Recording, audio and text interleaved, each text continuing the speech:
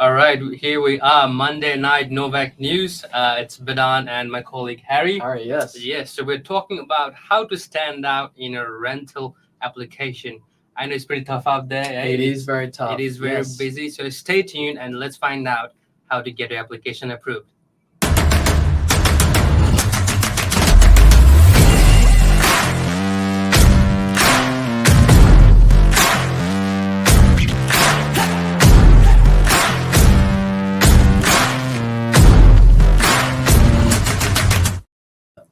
All right, here we are. How are you doing, Harry? I'm well. I'm well. Go. First time. First Excited time, for it. Excited. No, this is always fun. That's it. How's the yeah. Monday been? Busy for you?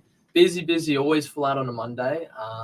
But you get through it. Definitely. It's So yeah, Harry works in the rental team, going through lots of applications, going you can through say that again. lots of tenants, right? So yeah, so he's been in the floor, experiencing everything, and That's he's seen through some good applications and some bad Yeah. applications. And I've been on the other side too, looking for properties like everyone's out there. Like you apply for a lot of properties, and it's a hassle to apply for It those is. properties.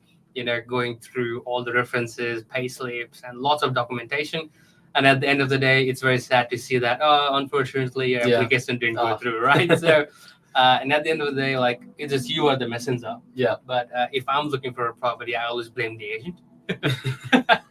Yeah, it's difficult because as an agent, you're always acting as the third party, really, between the prospective tenant and the landlord, and as you said, getting the reference checks.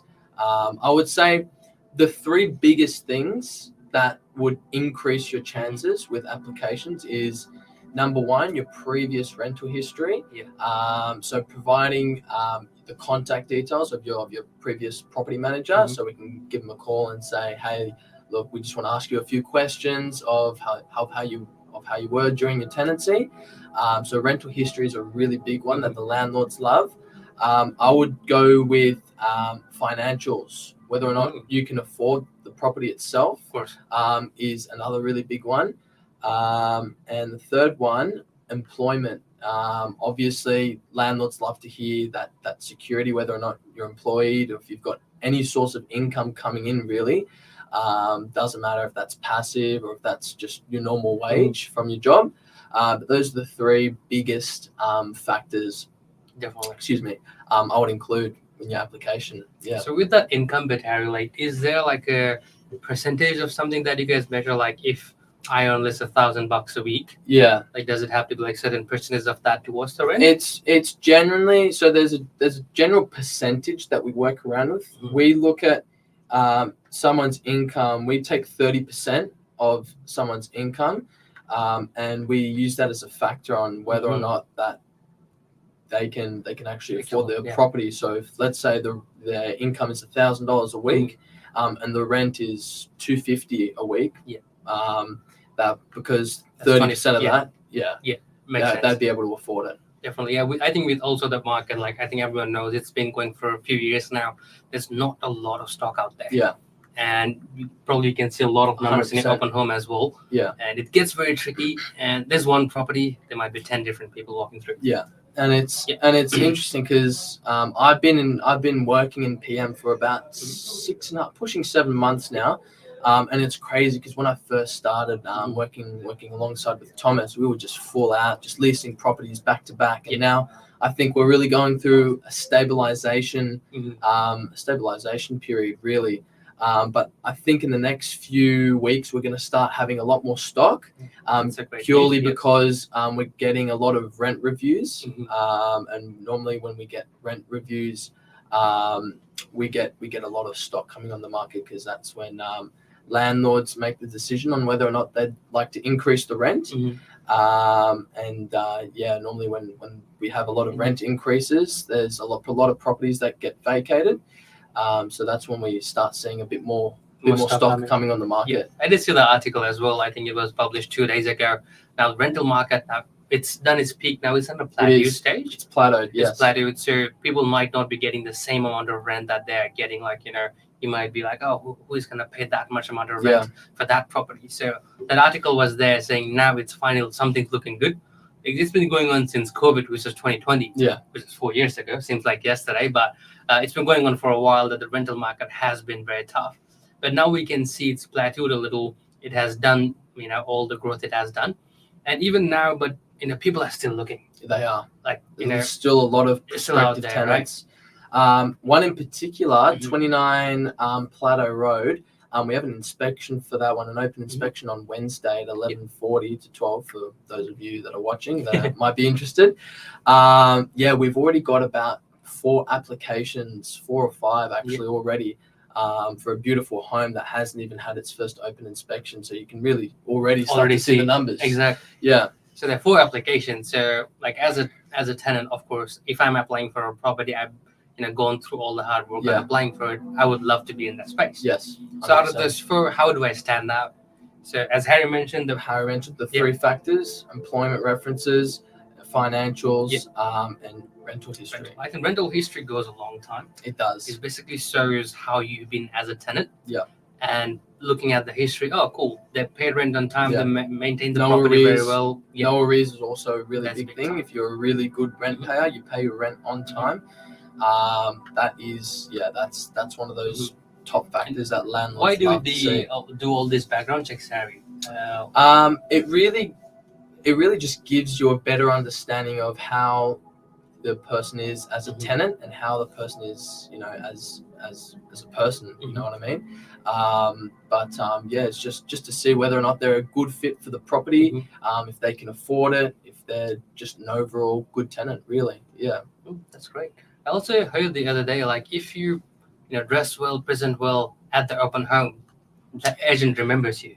Oh, 100%. 100%. Is that true? 100%. Okay, that's great. First impressions are everything, really. There we go. Yeah. If you're well presented, you're well mannered. A lot of people that come to our opens, they kind of they're a bit uneasy, they're a bit scratchy, they're a bit kind of not too sure, but the people that are calm and that are very they're very open, polite and everything, you generally last longer in the memory. So and then you come back to the office, you do your callbacks, you go, Mr. and Mrs. XYZ. I remember them. They're very lovely people.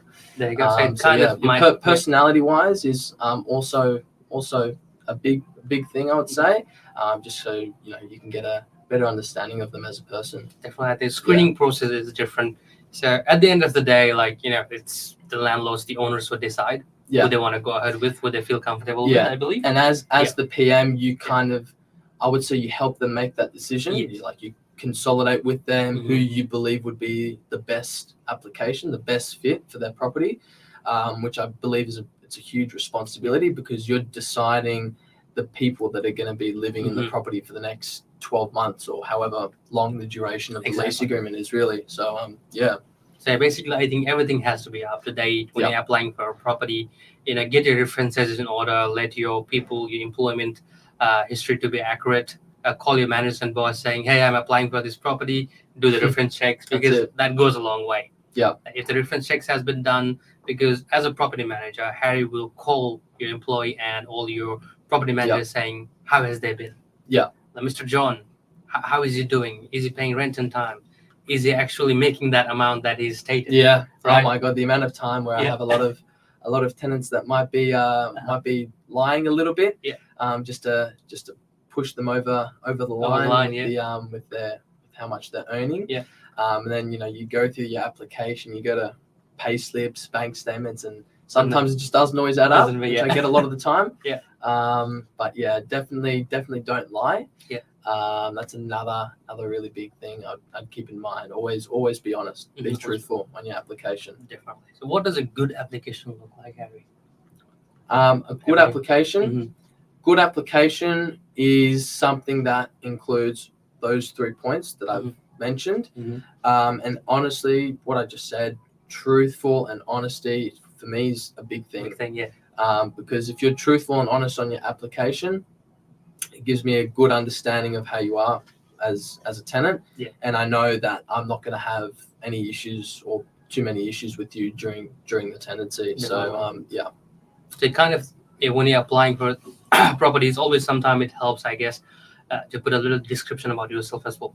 100%. I love a good description. How they are, what they do, their hobbies. Exactly. Go to the gym, morning walks with the dog. I love it. You never know, because I think we send it to the owners. Yes, we And do. when the owners say, "Oh, this guy has the same Yeah. hobby as me," you might have a better preference. You never know, That's it. because you gotta outdo the competition. That's it. You get 4 applicants for one property, Yeah. and if all 4 will offer the same rent, they have the same income. Like even for the owners, like they gotta choose someone. That's it. Yeah. Right.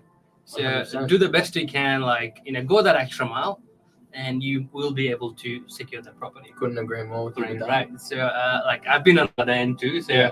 I've been through a few ups and downs, and being in the industry myself, even I might be like slacking a little. Yeah. Like, I'm more into sales in that period. Like everything is on point, but rentals it is a bit tricky because as a property manager, Harry is responsible for putting the right person in a property that the owners have trusted Harry with. Yeah. And it could be $1 million property, and something could go wrong anytime. Like I've seen lots of cases, heard lots of stories that the whole place has burned down. Yeah. The place has flooded. Very, very unlikely, by Yeah. the way. Very, very, Very unlikely. unlikely, but not possible. It has happened. Yeah. I've seen some disturbing photos, I might say. So things do go down, and having the right agency and the right property manager goes a long way. Yeah. So that's why there's a very good screening process there, just to protect the tenants and the owners both. So yeah, when applying for rental properties, just be who you are, get all the documents there, get your ducks in a row basically, and having all the payslip on order, your IDs, get your references, like put your friends, put your uncles, like who will say a good word about you, right? Yeah. Just to touch base on that. Yeah. If you're working, I wouldn't necessarily go towards family straight away. Mm-hmm. I would only include family as the last backup, really. But genuinely, you'd go for someone that's unbiased, like an employer, obviously. Mm-hmm. But if you're unemployed and you don't really have anyone to fall back on, definitely go for a family member. But I wouldn't always recommend it as a first priority. Definitely. Just to add to that one, yeah. Cool. And yeah, we're always here to help. Like I know market is a bit tough. You can always give us a call and say, hey, this is what I'm looking for. Please give us a call. Yeah. If something similar comes in. Or if you need even help with the application, like we have both physical and digital version. Like I think Harry's very well across it, but we're always here to help. I know the market stuff, and I think Harry knows it as well. Yeah. And there are a few properties out there, like that go instantly. I think normally what's the average days on market for rental properties? One open. Yeah, sometimes one open. There's some properties that might take a very long time to lease. Others will just go within after the first open, get it done with 2, 3, 4 days easy, no problems. So it really does vary, like obviously the condition of the property, the location. You got a lot of stuff to factor in. But it does vary. Yeah. I think we got pretty much everything covered. Yeah. Overall that is what it is. And just have a look out there. Like if you're looking for rental property, inquire on properties from every real estate agency. Yeah. So they will add into your database. So you don't have to keep looking. You'll get an email from them. Yeah. I think that has been the biggest thing from my end when I was looking for a property. I inquired on multiple properties from different agencies, and I also get email. Oh, okay, this might be suitable for you. Yeah. So there are lots of things to do, and we can also always help you to see what you can look for rental property. Go for the north-facing one, of course. When you're in the property, when you're in the property, check for how the property's been taken care of. And the most important thing I think people miss, Harry, is they don't check how the network is on their phone within a property. Yeah, the network. Yeah. That's always a very tricky thing, because once you sign the lease, and because it happened to me, I signed the lease, there was nothing out there. Then when I'm in the property, and every time I call, I used to break out. So I had to switch 3 different providers, then finally ended up with Telstra. A lot of people, and this actually just happened. I actually moved places last week. They actually take the NBN box with them, which is a very, very frustrating as a property manager, just because the NBN box doesn't actually belong to the tenant. It actually belongs to NBN, and it can only work with that property. So it is a bit of a hassle chasing up old tenants with the new tenants, and just going back and forth and trying to get that NBN box back, because it is a little bit annoying, a little bit frustrating. So for everyone watching, Yeah, keep the inbox in the property. All right, that is from us. Signing out, Bidan and Beautiful, Harry. And Harry, have a good night, and we'll Thank you, see you guys. next Monday. See ya. Cheers. Good Bye. night.